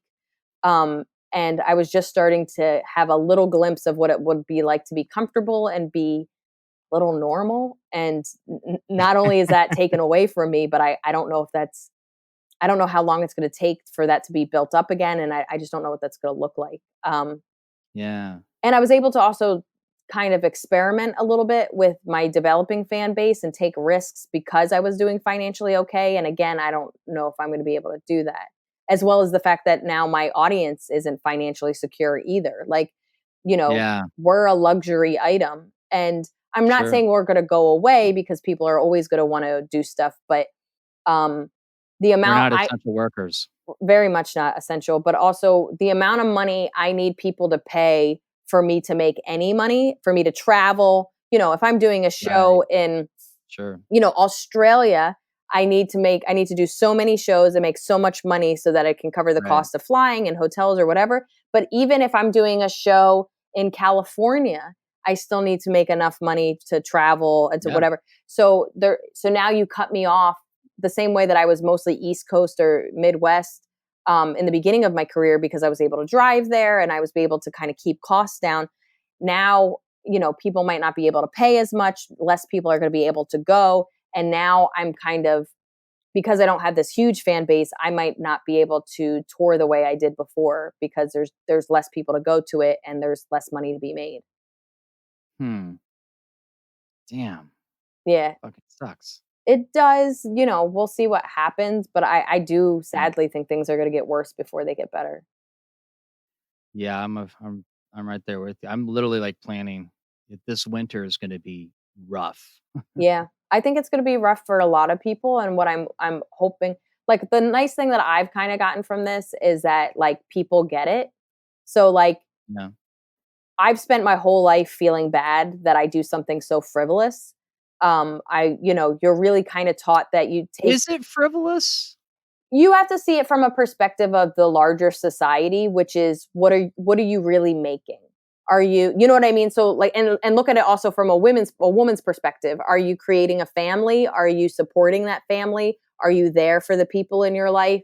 Yeah. Are you financially building something that takes care of people? So at this place, I don't have the financial security one would need to build a family. I'm not physically making a family, and I'm not able to physically be supportive of my parents if they needed it. If I had a Yeah. sibling that was in and out of hospitals for a while, like, so as both a human and a woman, and this is just in a stereotypical form. This is not how I feel, but just in a stereotypical Sure. scene of how you see an adult Right. and how you see a Yeah. woman and what their purpose is. I don't fulfill any of those. I've been a bad friend, a bad sibling, and a bad girlfriend, if I'm being honest, for quite some time. That I was just starting getting to a place where I could financially be a dependable person, emotionally be a dependable person, and physically be a dependable person. And Yeah. I don't know if that's going to be a thing anymore. And so I was looked down upon for those reasons for quite some time until I started to kind of show, hey, I can do these things while also being creative. And so that's when people start to be like, oh, it's the same way that, like, most parents are like, you're going to act, you're going to be a comedian. And then you start getting famous, you start being in movies, and they're like, my son acts, my daughter is a Right. comedian. Because, Suddenly they're proud. you Yep. start taking pictures with Dave Chappelle, and all of a sudden it's like, I've always believed in you. Right. So that's It's kind of like representation, like when you yes. desperately need someone to help you, like, they're like, well, what have you done? Like, that's what I need your help for. And then you go do it yourself. And then suddenly they, are beating down you. And you're like, where the fuck have you guys been? It's The like, weird silver lining of all of this is, as artists, we're fucked. But so are people that were like, had real jobs, like lawyers. And, like, so it's like, oh, yeah. because people with real stable jobs also got fucked during this, at least it makes you feel less like, because if it was only artists that were suffering right now, it'd be like, well, that was the risk that you took, because we all took risks getting into this profession. That's the risk you Right. took, and this is what you get. But now people that went to school and had real good jobs and were going to do this for the rest of their life are now laid off, and they don't know what's going to happen next. They're now getting a little bit of a taste of what we kind of deal with, which is, what is stability in your world now? What does stability look like for you? What else are you going to do to make ends meet? How are you going to pivot or shift in your mindset of what making a living means to you? Well, as someone who spent most of his life doing something he hated, sales, and specifically uh, mortgage loans, like, buying homes, refinancing, all that kind of bullshit. I'm fucking grateful to The Big Short, which 10 years ago, 12 years ago, literally changed the economy. And I went from having a six-figure income in the Bay Area, which is like basically being an almost middle class student in college as far as lifestyle, Yeah. uh, to struggling trying to make like 15 grand a year driving a taxi cab. Um, so to me, like I made peace with the financial status. I'm like, you know what? I'm going to be broke. A lot of people are going to be broke. So should I continue doing something I fucking hate with people I fucking hate, or should I do what I want? And that's how I started entertainment, was from the disaster, the financial disaster, the recession of The Big Short. And so now, after 10 years, and I look at comics like yourself, which you're not a household name, you're within, months, years of being a household name. I firmly believe that. You're fucking funny. Thanks, I dude. really dig your stuff. And like, it pains me to see someone like you with your talent that you've honed over your entire adult life to suffer or get delayed or not be able to continue moving on its trajectory. Let me ask you this: do you have any merchandise? So I sell my CDs. I Okay. I used to have like a T-shirt when I was like more a feature, and I was just a way to kind of make ends meet. It's a lot of work, and I loved the product. I didn't love the aspect of the inventory, I guess is the best way to say it. Uh, Sure. Yeah. Honestly, I wrote a cat book. I wish could predict the future because I would have done everything differently. But I wrote a cat book. Think like a gift book, like something you put in a stocking stuffer, like Urban Oh, Outfitters. cool. Yeah, so it's Yeah. a written book. It's not just like pictures or whatever, but it's not like a novel. But it's called Why Cats Are Assholes. And so I was asked to write this book. I was really excited about it, and it was a lot of work. I've written stories, but Yeah. I've never written like a full book. And so it was due. Originally, it was due the end of February, and it was going to come out in November. And then there were some issues, and it got pushed back to February of 2021. So I Wow. kind of slowed down my schedule and pushed my tour to early February because that's when I was going to have most of it done. And I really didn't tour that Yeah. much. I stayed mostly in New York City in December and January so I could write this book. So I wrote most of Right. it in December, January, and early February. Oh, They gave me a cool. little bit until March to finish it. And then the pandemic happened, and my publisher was like, this is definitely not coming out until February 2021, and you have more time to write it if you want to. But I had done all the work, and I was like, if I could have done things differently, I would have been locked up and been able to write it, and I would have been touring in December and Yeah. January. But it is what it is. But that'll come out, and that's like it's funny facts and stories about cats that is like an extension of already the cat jokes that I have. And this really Right. amazing artist that I like on Instagram is doing the cover and a couple illustrations on the inside. But what is Oh, cool. exciting about it is that it's a different way for my fans to see me. It's a different way for me to kind of put myself out there, and it's almost kind of perfect timing because I think things are still going to suck in the winter of Yeah. Oh, yeah. next year, and it's hopefully things people can buy and that they enjoy, but it's also a way for me to kind of pivot a little bit in my career to maybe the writing side where I'm not completely reliant on touring. Yeah, absolutely. So when is that scheduled to come out this fall, you said? No, February 2021. Oh, okay. Yeah, so That's a they're putting it all Is there together. anything, if people go to your website right now, is there anything they can buy? Yeah, so all that's my albums are on there. So I put Okay. out the video version of my first album free on YouTube, and my special is also free on YouTube. So there's one album that's not out there. It's called Mind Over Melee, and you can stream it, you can buy it. My whole thing is, even before the pandemic, I was like, the best way to support me is less with money, believe it or not. It's more about telling people about my work. So if people are in a financial Gotcha. bad place, I'd rather them watch it on YouTube or stream it on Spotify or Pandora. But what is the best way to support me is to send it to 3 friends, because maybe that friend has a job, or maybe you guys will be in a better place in 6 months and all 3 of you can come out and see a show. And I'd rather you guys come out and see a live show and support me in that sense, rather than like $10 here and, whatever there. Like, I just feel like there's so many more people hurting right now, and I'll figure it out. Like, I'm a saver. I buy junk Right. for funsies. I don't even buy anything. I'm looking at this at one of your lunch boxes, your vintage lunch boxes, and I'm just thinking to myself, why isn't there a Liz Miele lunchbox That would be a cool idea. that like the K-pop crowd could get Yeah. into? That's actually a You really good know? idea, because I love the cover of my my book. I wonder if I can make like a Why Cats Are Assholes lunchbox. Do you know any K-pop I'll folks? I'll look into it. I feel I don't know. Just like it Yeah. occurs to me, like that would be kind of I will cool. try Make to a make little video. I'll try to make They a do their K-pop song. fan. Yeah. I want to get into that market. My roommate isn't Korean. He's Filipino, but like he's the one that got me into K-pop. So there is a part of me that's like, Boom. maybe he knows somebody. Yeah. There you go. I don't know. I It's do just enjoy ideas. them. Just throwing them out there. Interesting. Well, you are well known for your, which your latest, actually, the special I watched last night ends with Feminist Sex Positions. Yeah.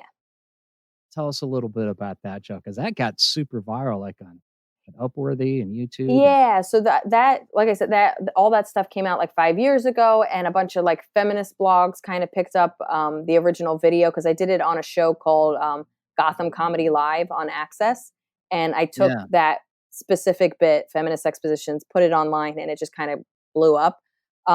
And then Upworthy made like a acting out version of it, and that blew up on Facebook about 6 months later. Honestly, it was just, I'm very honest about the relationships I have with people, especially my family. So my little sister, who now lives in LA, used to live a couple stops away Oh, from. no kidding. Yeah, she's I don't know what area she's in, but she's been out in LA for a couple of years now. But Oh, right on. she used What does to. she do? She's a singer-songwriter. So Oh, in cool. Self Help Me, that special that just came out, Can she do K-pop? I'll ask her. I'll get her into that. But she did the closing credits song is my sister. Oh, cool. Yeah, so that's her music. So she used to live in Brooklyn, not too far from me, and my brother was sick for a while, and he was staying with me for a little bit, and then I couldn't take him anymore, so he stayed with my sister. So we were all three. We're the middle kids out of 5, so we're all really close to each other. And I remember I was going to visit my sister and my brother at their place, and I just walked in on this conversation where I was just kind of like disappointed because I'm so close with my brother and we're such close friends and our humor is very similar. And it was just like one of these kind of street sexual jokes where it's like, I say it in the joke, you come in her eye and you call it the pirate.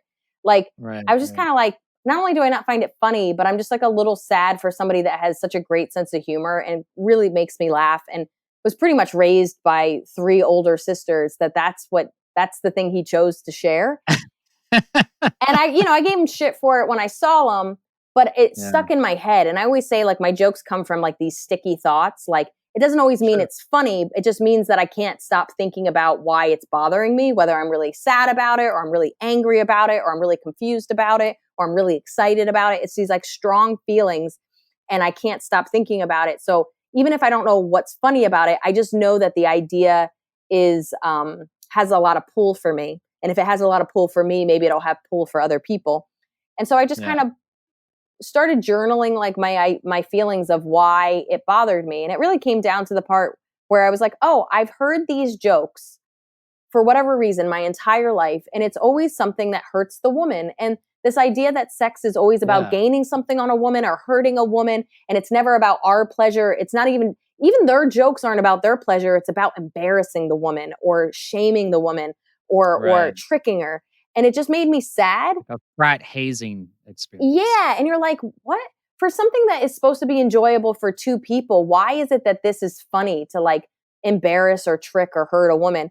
And I realized that's the common theme of them. And I wanted to empower myself and kind of almost set an example for my brother that like, here's the flip side of it. And what's funny about it is I had been working on that joke for months and it would do okay, but I couldn't get it to fit. And then I came up with the first sexual position and I was like, it's all right, but it needs something more. And then when my brother saw it, he gave me an idea for another one. So I came up with a third one and I was like, rule of 3, we're done. We got this. And it instantly became like a joke I couldn't follow. Like it was always my closer. It always did well. It was a crowd pleaser. And it just feels good that people, it's brutal and it's awesome. Yeah. And I'm not really someone that talks about sex very often. I don't really talk about things that need it's to not be a dick joke. Yeah, it's just I mostly talk about stuff that just happens to come in the zeitgeist of my life, and it just happened to be something that it resonated with other people. What I can't even imagine what it's like because I'm a 6 foot tall white dude. Even before Black Lives Matter became a household name, I finally got the T-shirt. I was in 2 marches in the last month. Even before Me Too, I'm just sitting around going like, really, like comedy, like we would just reduce it to dick jokes, and you literally hear comics that you love and respect, like just kind of throwaway acknowledge, I do dick jokes for a living. And it's like, that's not what there's so much more. I look at Robin Williams, I look at Richard Pryor, I look at Dave Chappelle. I don't think of dick jokes. Yeah. Or even Bill Burr. They're Greg Proops. I'm not thinking Mark Maron. I'm not thinking dick jokes. Yeah. So I can't even imagine what it's like to be a woman, a not 6 foot tall woman. Yeah. Very much not so. Amongst a bunch of dudes, and you happen to look, younger. So you're dealing with that. Because I'm very aware of, like, with my height, it just naturally carries a certain authority. Yeah. Because I notice people that aren't my height, even by a couple inches, and there's like a thing, like I'm in this happy spot. Like I know I have 6 foot tall privilege. Yeah. Yeah. Because it just like there's an authority, and it's like the same thing. I was binging Billions in like the last season, like this classic Republican evil attorney general guy. He's literally using his like 6'6" size over like this 5'5" dude, Wall Street guy who just got into government, and he's like lording over him, like a baseball bat over the head. It just, I don't know. I'm really happy you are doing what you're doing, because I love what you do, but I'm recognizing like there's so many fucking battles you have to fight just to fucking show up that someone who looks like me, and has my genitalia doesn't have to deal with. I mean, just the casualness in your latest special, Self-Help Me, where you literally just kind of, oh, by the way, address the fact that literally every single day as a woman, you're thinking about how people might want to either murder you or rape you. And you have a joke about that, about how Yeah. you no longer worry about that. But the reality is, Yeah. it's still a mind. And you kind of you inject into your act, some specific details that kind of let people know, as if the people in the live audience that night that are watching your show, you're kind of going, by the way, I know how to handle myself, and you might regret trying to take advantage of this situation, but you've packed it into this joke, and just kind of the information's out there, but you're getting the laughs every few seconds, and it's doing its job. But it's like, I can't think of a dude having to do that. It's not even on their fucking radar of like, oh yeah, I need to somehow put into my act a message, many messages says, look, don't fuck with me. I kind of like to go home and wake up tomorrow morning and be, my happy, healthy person I imagine I'd like to be someday. Yeah. Just interject. I have to go in 5 minutes. Just I understand. Yeah, so you can do that. yeah, I didn't want to interrupt you. So I don't think I put it in there as like a message to like, just to warn you, blah, blah, blah. I do it more like it's my experience and it's what I think about. And it goes back to like those sticky thoughts, which is, Well, yeah. I'm very aware of my surroundings at all times. I do carry weapons, and I've never had to use them, and I'm blessed to never have to use them, but I do hold them tighter at certain times, and I have been fearful, and I am scared a lot of times walking back to my car, walking back to my hotel, walking back to my apartment. And it's something that is such a part of my life and so ingrained in my habits that for a woman, it's nice for them to acknowledge it, for someone else to acknowledge that it's something we go through, especially anybody that has a job, a bartender, what have you, somebody that travels, that they extra have to think about it because they're coming home late at night. But then also the fact that some men don't have to think about it. Like I had a little bit of a aha moment, or I didn't think about that maybe about 8 years ago in LA. A friend of mine who at the time was just cross-dressing. Now he's a she. Now she has transitioned. But at the time, he was just wearing dresses and boots. Right. And I remember, I don't know how to do this correctly, but she's a she now. So she, at the time, walked me to my car, and I was like, oh, thank you so much. And she was like, yeah, I actually carry pepper spray with me all the times because I'm worried about somebody jumping me for the way I dress. And it was the first, and she's over 6 feet tall. And at the time she was still kind of like in this half dressing like a male, half dressing like a woman. But I can see that she was being perceived not in the greatest way, and she felt unsafe. And it was the first time that somebody that was much larger than me, that for most of their life was male, felt the same way that I felt, and felt uncomfortable walking to their car or being like I hate parking garages. That's one of the things I hate about California is they're Yeah. just naturally spooky. I don't know if it's because shows Right. have bad things happening or people are getting murdered in them or people pop out everywhere, but I just feel really unsafe in They're a them. creepy place. Yeah, I don't like being there by myself. And just like, you know, going down these kind of weird side streets in LA to get to your car because you were just happen to be the only place you can find a spot. So I really appreciated that she was walking me, but I've always taken that away that, oh, I didn't think about that aspect of it, that you could be somebody that might seem intimidating, but because of the way you dress or because of the situations you've been in the past, that you might also be just as equally fearful as I am. And that was like a really nice awakening for me that I think she would probably relate to my weapons joke, even though I think we have very different reasons why we would carry weapons late at night. Right. Maybe I have a little more empathy just because for the last 7 years I've been doing this Lieutenant Frank character who literally it's a costume that involves women's short shorts and rainbow tactical leg warmers. And I've literally, you know, it's weird to be a heterosexual guy and you have, you know, strangers come up to you and you feel the very angry energy and they're saying these you know, words people can imagine that gay people hear all the time and lesbians that they don't appreciate hearing their version of the N-word. And it's weird to like have that directed at me. And on the one hand, I'm like, okay, I'm not who you think I am. But on the other hand, I'm like, please don't say that to who actually is that because like Exactly. it's a horrific thing. So if I have to take this income, fine. But like I've felt threatened because I'm, you know, I'm not in a comedy club with bouncers who theoretically might be there. And I'm in. and it's Yeah. that weird thing where like I've had people, because I look very ethnically ambiguous in a lot of ways, where they'll say something fucked up and you want to be like, actually I'm white, because that's not helpful either. Right. But then you also want to be like, you shouldn't say that and you're wrong. You're like, I don't even know how to handle this. Like Right. you know what I mean? It's like if somebody slapped your ass and you were just like, hey, I'm not gay, but also don't do that. Like don't Right.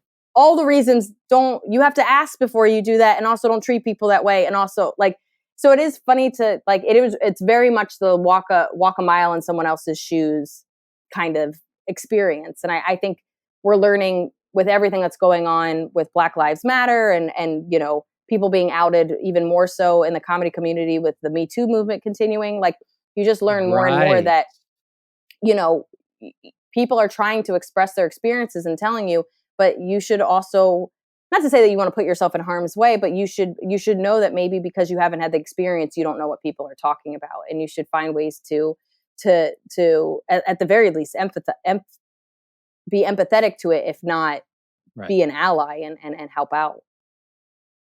Well, on that note, I know you got like 2 minutes or less left here. What if you could change how comedy clubs are run? What would you do for those who want to actually listen to, you know, to women right now? And we're in this moment, we're all trapped indoors with a pandemic and we're going, oh, why do women feel unsafe in comedy clubs? All women. Well, not just performers. Yeah. Well, I was funny. I did a podcast earlier today and I was just talking about how much harder it is, especially in the beginning to, you know, we're already not seen as funny. We're not seen as somebody that you would want to listen to. We're not seen as having value. So you're already kind of taking a back burner to people even wanting to listen to you. And that's before you're even funny. It's almost not allowing yourself to grow because people aren't listening to it. So it's twice as hard. But I think no chance. Yeah, I think having a space for newer comics of all, you know, newer comics that are minorities, newer comics that are women, to just be able to grow, and there's no expectations other than this is a safe place where you're going to get stage time and people are going to treat you right. So right there, that would just be a nice change. But then going forward, you know, it used to be that male comics that were funny would get opportunities, but female comics that were funny had to be on TV. They had to be famous. Like they had their extra burden. They didn't believe that they didn't believe regular people were going to come see a no-name female comic, but regular people would come see a no-name male comic. And so it makes it even harder for female comics to get to the level I'm at or further because comedy clubs won't give them an opportunity. So even just if you're going to give the same opportunities to white males or black males, you should be giving those same opportunities to female comics and building them up and showcasing them and giving them a platform so that they can grow and build a fan base. And then what's even harder is you have the fan base and they still don't give you the opportunity because you're not a household name, or they haven't heard of you, or they personally don't think you're funny. And you're like, what does that have to do with it? If I make you money, you should fucking put me on stage. Right. So there's just all these different kind of barriers that a lot of males don't have to deal with. That's why, I mean, before the pandemic, I was doing little theaters on my own because I didn't have to deal with club owners. It was a very much you pay to rent the space and you get all the money. Yeah. And I had complete control, and it was the best. I'd only been doing it for about 8 months before everything went down. It was supposed to be for the rest of the year, but it was the best experience I ever had with comedy because I didn't have to deal with bookers. I just had to deal with theater owners and I just had to pay, and then I could do whatever I wanted. So it's taken building up a fan base to have that luxury, and it shouldn't have taken this long for me to be able to do that. So it would be about listening to women, listening to minority comics of any sort, because you also have, you know, gay and lesbian comics, transgender comics. I was just talking to a friend of mine that's Middle Eastern and the issues he's had as a Middle Eastern comic or Asian comics. So it's about listening to the minorities in that group and saying, how can we support you so that we're all on the same page? And then the only issue is, are you funny enough to be here and not getting the same opportunities other people have gotten? Well, thank you so much, Liz. Thank you. I wish we had more time, but we'll have links on the episode page to your latest special, Self-Help Me, on YouTube. Super funny.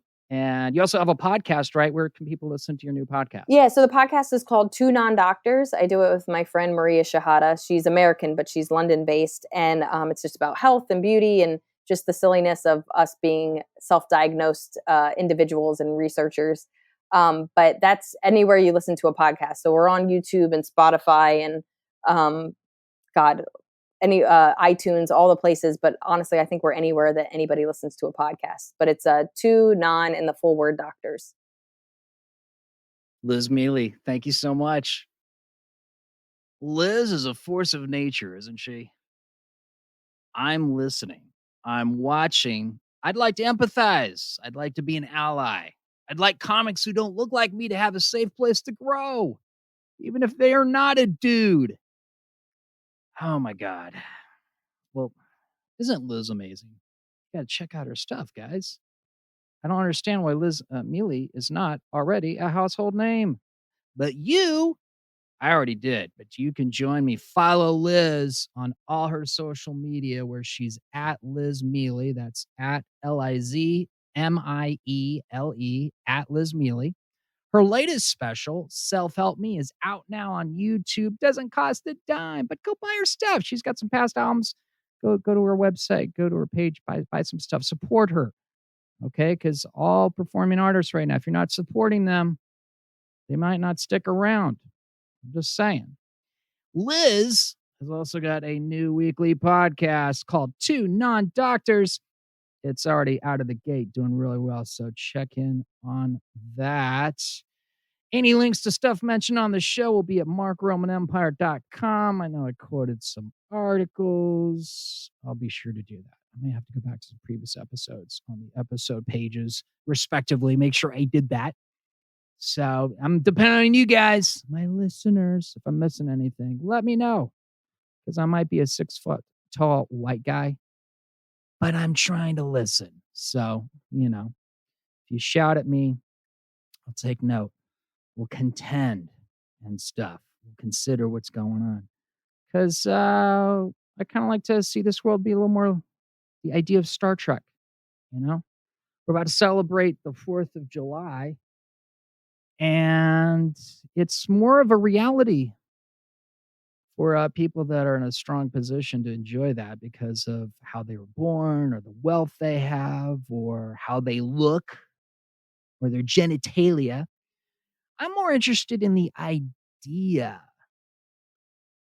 And it's that idea to see everyone be able to enjoy the idea of America. When people come to America from other countries, it's that idea. And we need to practice that idea. Let's do it. I am still on the Twitter at the Mark Roman. On Instagram, you can find me at Mark Roman Empire for the podcast, and Vegas 90210 for Lieutenant Frank. Who's Lieutenant Frank? Yeah, you know what? Should be someone ordered a cameo. I haven't done a cameo in like a week or so, or a week and a half. Come on, guys. To avoid missing out on cool stuff, join my mailing list, the Mark Roman Empire Census. Sometimes we have special deals and perks for podcast citizens. Gotta call it another thing because citizens are on Patreon. See, I'm still a work in progress, guys. It's early days in the empire. But hey, this week's Sermo Maximus is Juneteenth Independence. Check your email for this episode's census, but only if you want to win a cool prize. To be drawn in next week's Cards for Hero Tiers, didn't get the census email? Go to markromanempire.com, click census. Oh boy. There's going to be a lot of changes. There's going to be a lot of pain, but there's also going to be some really wonderful things come out of what we're all going through here. So if you're in a position to do something and you got some bandwidth, whether it's, financially or power-wise or position or social status, or whatever the case might be, do something, And if you're just struggling and you're surviving, you're just trying to get through to tomorrow, ask for help. I have personally done this, and I know, I get it. I'm a 6-foot white guy. Okay. So I got white privilege. But, ask me. If you need some help, ask me. I might not be able to provide it, but there are a lot of other people who can. There's some great organizations here in LA, like Ground Game LA's mutualaidla.org. I've received funding from them successfully. They are continuing to raise lots of money to help people on an ongoing basis because they correctly see that this pandemic, it ain't going to end in a week or a month. It's going to be around for a while. So, and there's a lot of other great organizations. Bottom line, if you need some help right now, don't be afraid to ask for help. I have been in positions in my life in the past where I needed help and I felt reluctant to ask for it. And when I did, it felt weird and it was difficult and it was embarrassing and it was upsetting.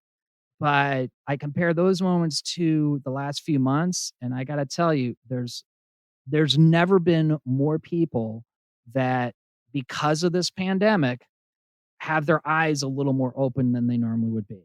And there's a little more empathy going on. There's a little more understanding going on. So if you're struggling, let people know. And there's it's just a matter of getting to the folks that can help you. And there's a lot of folks out there that are literally right now thinking, I'd like to help someone. Who can I help next? So if you need some help, if you don't have any other place to reach out to me. And I'll see if I can connect you with folks that can help out. Right now, we're helping Venka through Hero Tier. We're also helping fellow artists who are already Hero Tiers or become Hero Tiers through the Double Down so they can move their merch and swag if you're a working artist. So that's what I'm doing. I'm trying to bring on all the people that I find groovy. It's the ABCs here on the podcast, kids. We got actors, we got buskers, bands, comedians, and maybe I'll bring my comedy back with a Zoom show one of these days. I don't know. We shall see. We shall see. I'm trying to do what I can. I'm also just trying to survive myself. But all I'm saying is this is a great time for reflection. See where you're at. Honestly, maybe you can help. Maybe you need some help. Maybe you're a little bit in the beat. I'm in both camps.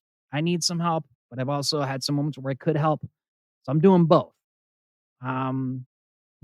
See where you're at. Just, I guess if you need the help, don't be afraid to ask for it. Seriously. Like, I'm not even joking. If you need help, ask for it. Just ask for it. This is a good month to ask for it. The $600 a month things from the feds, that goes away on, I think, like the 29th. So, and they're probably not doing that again. I would love to be wrong, but oh boy. Let's just try to get through to next week. Can we do that? And until next week, it takes a busker. Remember our fallen buskers: Clownell and Monroe, Prince St. Paul, Christopher Dennis, and Alexander Desser. Black Lives Matter. No fear, hero cheer.